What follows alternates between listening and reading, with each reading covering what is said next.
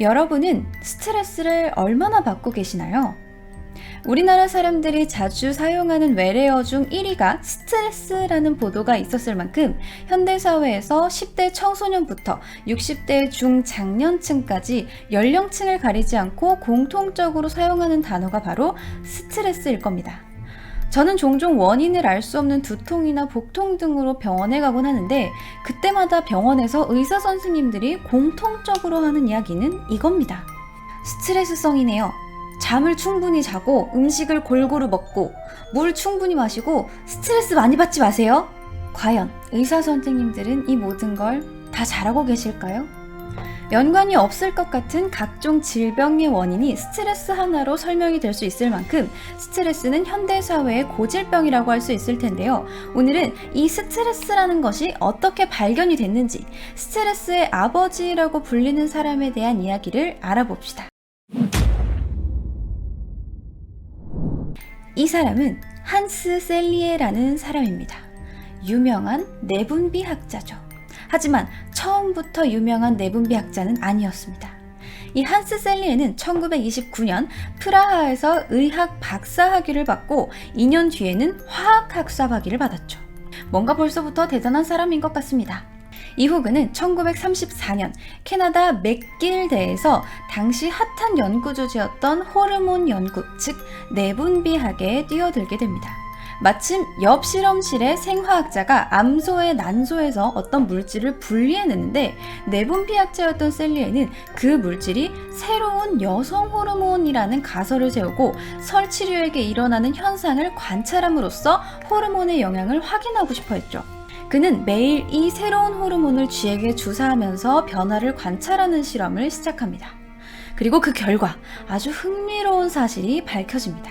쥐들의 신장 바로 위에 분비샘인 부신이 커졌고 면역 조직은 위축된 데다 위에는 출혈성 궤양이 생겼던 겁니다.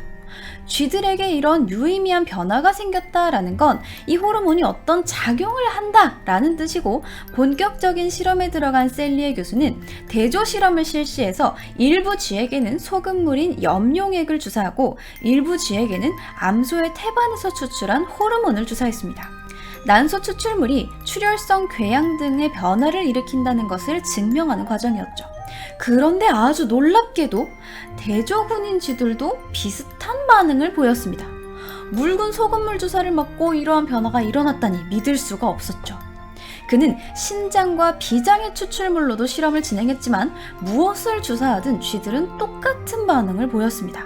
결국 그는 실험 동물이 보인 변화가 난소 추출물과는 관련이 없다라고 결론을 내리게 됩니다.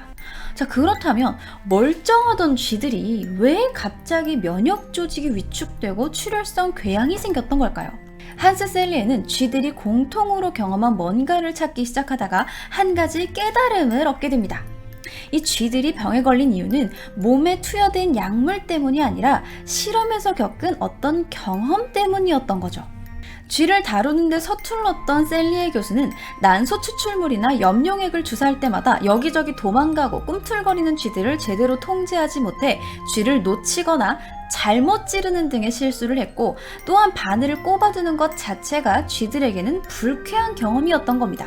결국 그는 실험 과정에서 쥐들이 자신의 끔찍한 손재주로 인해 불쾌한 경험을 한 결과 동일한 신체 변화가 일어난 것이다 라고 가정을 합니다. 그리고 곧바로 이를 증명하는 실험에 착수했죠. 한겨울에 쥐들을 연구소 지붕 위에다가 올려놓기도 하고 뜨거운 보일러실에 두기도 했으며 일부러 상처를 낸 뒤에 치료하기도 했고 휴식 시간 없이 운동을 강요, 꾸준히 엄청나게 큰 소음 청취시키기, 위험한 약물 투여, 척수 일부 절단 등의 방법을 동원합니다. 그러자 48시간 안에 쥐들은 근긴장이 사라졌고 소화기 궤양이 걸렸으며 면역체계에 장애가 생긴 뒤 얼마 지나지 않아 죽어버렸습니다. 그렇게 쥐들을 고문해 결론을 내린 셀리에 교수는 1936년 자신의 발견을 과학저널 네이처에 한 페이지짜리 짤막한 논문으로 정리해 발표하게 됩니다. 논문의 제목은 다양한 유해 자극으로 생긴 증후군으로 여기서 그는 손상을 입히는 자극의 유형에 무관하게 전형적인 증상이 나타난다 라며 이를 일반 적응 증후군이라고 명명합니다. 그리고 자신이 쥐들에게 가한 스트레스 부여라는 행동과 쥐들의 몸에 나타난 반응을 모두 설명하기 위해 스트레스라는 물리학적 용어를 사용하게 됐죠. 이렇게 스트레스의 과학이 탄생하게 된 겁니다. 자, 원래 물리학에서 스트레스란 어떤 물체가 외부로부터 힘을 받아 구조적으로 불안정한 상태를 나타내는 말이었습니다. 그렇다면 왜 한스 셀리에는 이 현상을 스트레스라고 부르게 되었을까요? 셀리에는 내분비학자가 되기 전 병원에서 의사로서 수많은 환자들을 진찰해 왔었는데 그들 중 몇몇은 진단받은 질병의 증상 외에도 식욕부진, 발열, 피로 등과 같은 증상들을 보였고 그는 이러한 증상을 병증이라고 불렀습니다. 이후 실험을 통해 스트레스 때문에 병에 걸려 죽어가던 쥐들을 보고 특별한 질병적 요인 없이 병증을 앓던 환자들을 생각하게 됩니다. 그렇다면 아마 환자들도 쥐들처럼 스트레스 받는 환경에 노출되다 보니 몸에 데미지가 쌓이게 되고 몸이 약해졌던 게 아닐까라는 생각을 하게 된 겁니다. 즉 외부에서 가해지는 상해, 자극 등에 대해 생체 내에서 일어나는 비특이적인 생물학적 반응이라는 의미로 스트레스라는 물리학적 용어를 의학과 생리학에서 본격적으로 사용하게 된 겁니다. 그렇다면 셀리에 교수가 말하는 스트레스는 어떤 단계를 거쳐서 사람에게 나타난다고 봤을까요? 논문에서 셀리에 교수는 이 일반 적응 증후군이 경고, 저항, 탈진 3단계에 걸쳐서 일어난다고 설명했습니다. 스트레스를 받은 초기에는 경고 증상이 나타나는데 이 증상으로는 체온이 떨어지며 소화기가 손상됩니다.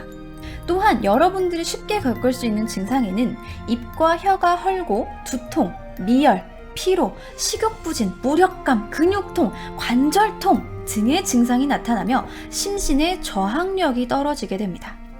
그런데 이 스트레스가 경고 단계에서 해소되지 않은 상태로 지속이 되면 몸의 성장이 멈추고 생식선이 위축되는데 이 단계를 저항 단계라고 부릅니다. 그러면 신체는 뇌하수체에서 스트레스 반응을 완화시키고자 노력합니다. 그로 인해 스트레스에 대한 저항력이 높아지고 스트레스 초기에 나타났던 대부분의 증상들이 사라지게 됩니다. 그런데 이러한 신체의 저항에도 불구하고 자극이 1개월에서 3개월 정도 계속 지속이 되면 탈진 단계로 넘어가게 되는데 이 시기가 되면 앞에서 이루어졌던 뇌하수체, 스트레스에 대한 완화 반응이 사라지게 되고 이 때문에 초기 단계에서 보였던 궤양, 우울, 소화장애, 심혈관계 장애 등의 여러 증상이 다시 나타나게 됩니다.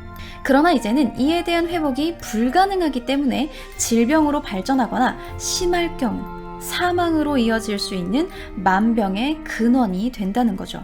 이러한 셀리에 교수의 논문은 즉각 사람들의 주목을 받았고 일상생활에서 경험하는 부정적인 현상들을 스트레스라는 이름으로 설명할 수 있게 됩니다. 그의 이러한 성과는 셀리에를 스트레스의 아버지라고 불리게 만들었으며 무려 10번이나 노벨상 후보로 지명될 만큼 학계에서 권위 있는 사람으로 만들어주게 됩니다. 자, 여기까지가 우리가 알고 있는 스트레스 이야기입니다. 그런데 말입니다. 좀 이상합니다. 쥐들이 견딜 수 없을 정도의 극한의 상황에서 고문당해 죽은 것과 우리가 겪는 일반적인 스트레스의 정도는 분명히 다를 텐데 한스 셀리에는 어떻게 일반적인 스트레스 반응과 쥐 실험을 연관짓게 되었을까요? 게다가 기존에 우리가 알고 있는 인식과는 다르게 스트레스라는 것이 실제로는 부정적이지 않을 것이라는 연구 결과가 제기되었는데 이에 대해 이야기하려면 먼저 당시 스트레스 연구에 대한 숨은 이야기, 담배 회사 필립 모리스와 셀리에의 모종의 거래에 관한 이야기로 시작해야 합니다. 이 얘기가 궁금하신 분들은 스트레스 2편을 기대해주세요. 오늘 이야기가 재미있으셨던 분들은 구독과 좋아요 부탁드립니다.